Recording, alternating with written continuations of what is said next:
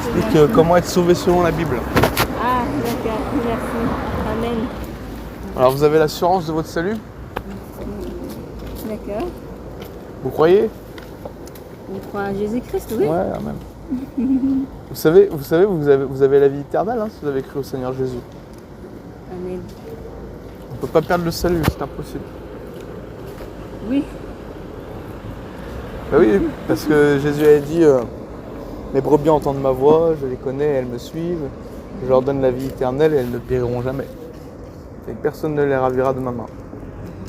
Mon Père qui nous a donné est plus grand que tous et personne ne peut les ravir de la main de mon Père.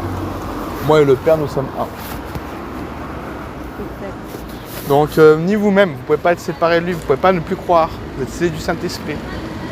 Cependant, vous pouvez avoir des...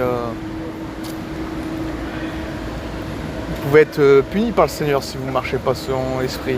Il y a des conséquences à nos péchés sur la terre, mais ils n'ont pas de conséquences spirituellement, parce que Jésus a payé pour tous les péchés, passé, présent et futur. C'est la bonne nouvelle. Amen. Voilà. Vous verrez ce film, il explique bien cela. D'accord. C'est YouTube vidéo. D'accord. Et vous priez dans quelle assemblée? Moi je suis un baptiste, alors il n'y a pas beaucoup d'églises baptistes en France. D'accord.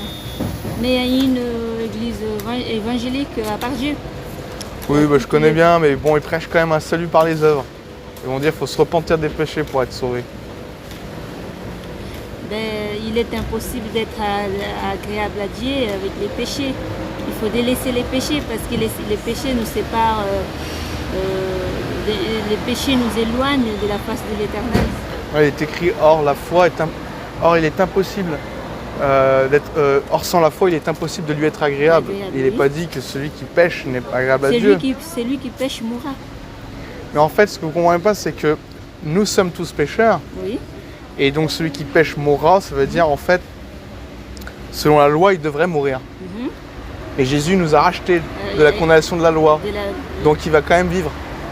Oui, mais il va vivre, mais c'est pas la mort physique.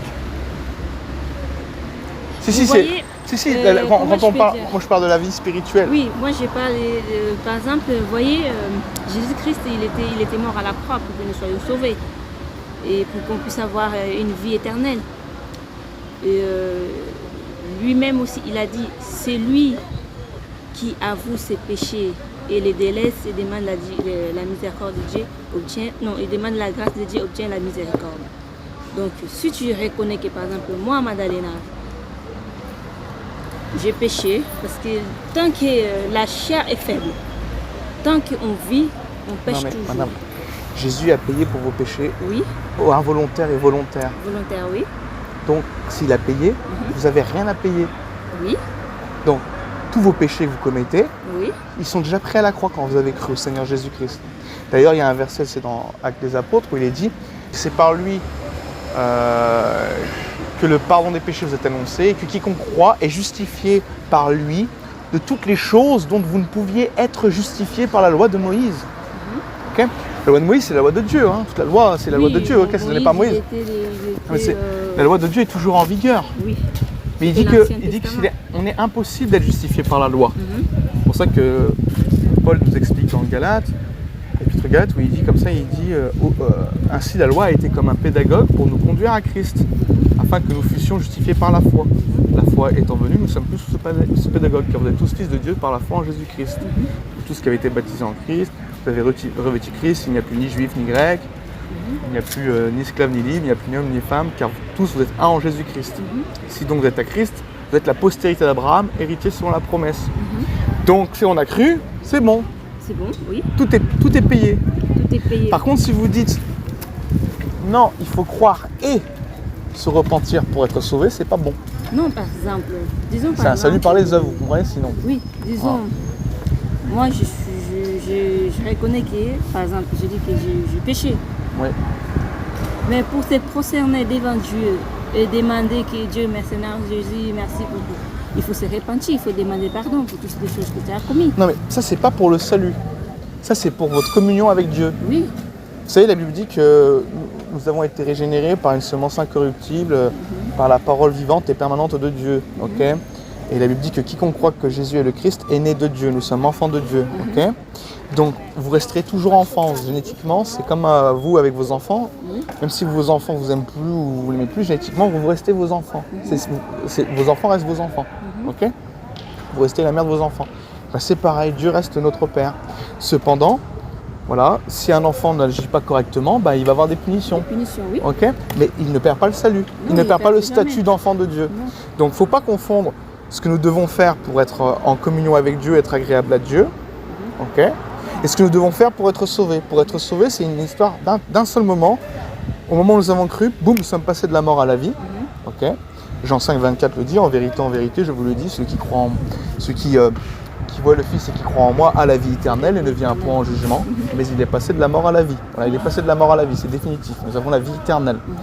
Et donc, ce que je veux dire, c'est que, voilà, il n'y a rien que vous puissiez faire pour perdre votre salut. Ça, c'est réglé. Après, la vie chrétienne, c'est une course. Oui. C'est difficile de marcher sur l'esprit. Exactement. Mais que vous ne marchiez pas selon les commandements ou que vous marchez selon les commandements, vous restez sauvés. Parce que le salut ne dépend pas de vos œuvres, il dépend du fait d'avoir cru, la foi. La foi seule justifie. C'est ça qui est important parce qu'il y a des faux prophètes qui veulent justement, même notamment dans ces églises évangéliques que vous parlez, ils ont tendance à vouloir sciemment mélanger la foi et les œuvres et pour finalement enseigner un salut par les œuvres aux croyants, à ceux qui sont à l'église. Et ça, ça rend confus. Voilà. Oui, après, celle la foi. Si tu as la foi en Dieu, c'est ça qui te sauvera. Parce que tu peux dire que oui, je pars tous les jours à l'église, mais ça, la foi, il était impossible d'être agréable. Donc, c'est la foi. Et madame, vous savez que la foi, elle est transmise une fois pour toutes au sein. Oui, mais il y a... Quand vous avez cru, vous avez la foi. Non, parce que là, ça dépend en fait. Ça dépend de chaque... parce que pourquoi on appelle Job? Oui, Job, il avait la foi en Dieu. Et Job, il n'a pas été éprouvé pour son salut. Non, c'est pas ça. Job, il a été éprouvé pour justement, c'est Satan qui est venu et qui a dit voilà, ton serviteur, il ne te maudit pas parce que tu lui donnes tout et qu'il est béni, etc.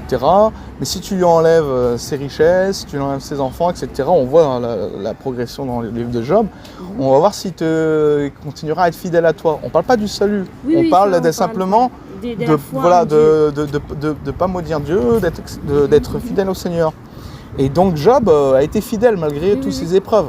Mais tous ne sont pas Job, même si la Bible dit, Paul dit justement à Timothée, si nous sommes infidèles, il demeure fidèle, car il ne peut se renier lui-même. Okay. Donc on ne peut pas perdre le salut quoi qu'il en soit, et Job, c'est pas une histoire du salut. Dans la Bible, la Bible ne traite pas toujours le salut. Oui, elle traite aussi la vie chrétienne.